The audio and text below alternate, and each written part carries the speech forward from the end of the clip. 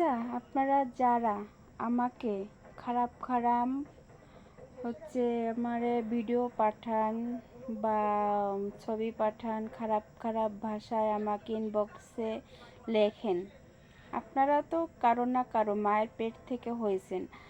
আপনারা তো কারো না কারো ঘরে বোন আছে, মেয়ে আছে, তো তাদেরকেও কি আপনি এরকম ভাষায় কথা বলেন? সাউন্ড কমাও তো টিভির। তো তাদের সাথে কি এরকম খারাপ ভাষায় কথা বলেন? নাকি মোবাইলে দেখান যে এইটা দেখো ওইটা দেখো, খারাপ খারাপ ছবি দেখান আপনার মা বোনদের বা মেয়েদের? তাহলে আমাকে কেন পাঠান? আপনারা যদি তাদেরকে না দেখাইতে পারেন তাহলে আমাকে এইগুলো কেন দেখান? আমি তো কারো মায়ের সন্তান বা কারো ভাইয়ের বোন বা আমি কারো বউ।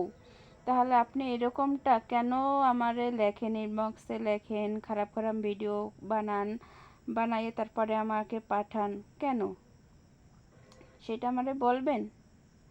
মানে কি আমি বুঝি না, আপনাদের মেন্টালিটি এত খারাপ কেন?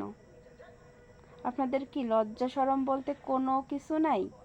টিভি সাউন্ড কমাও।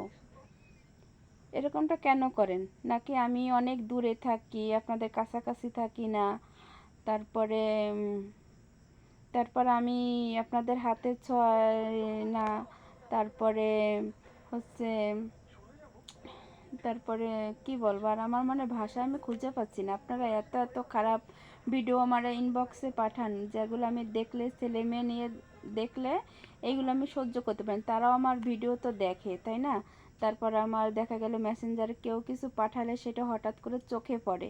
তাহলে আপনারা এইগুলা কেন পাঠান? আপনার ঘরে মা বোন নাই, মেয়ে নাই, বোন নাই, আপনার তো কারো মায়ের পেটে হইছেন। তাহলে এইগুলো কেন পাঠান আমারে বলেন তো? আপনাদের কি লজ্জা শরম বলতে কিছু নাই? নাকি আপনারা ভাবেন এইটা যে এইগুলো পরের মেয়ে পাঠাই দিই, আমাদের তো ধরতে পারতাছে না, দেখতে পারতাছে না, যে কিছু বলবে বা ধরে মারবে এরকমটা তো করতে পারবে না, তাই পাঠাবার কাম পাঠাই দিই, পরের মেয়ে পরের থেকে যাক। আসলে এইটা ঠিক না। উপরে একজন আল্লাহ আছে, বুঝতে পারছেন? বেয়াদবির একটা সীমা আছে। আপনারা অনেক বেয়াদবি করেন। ভালো হয়ে যান।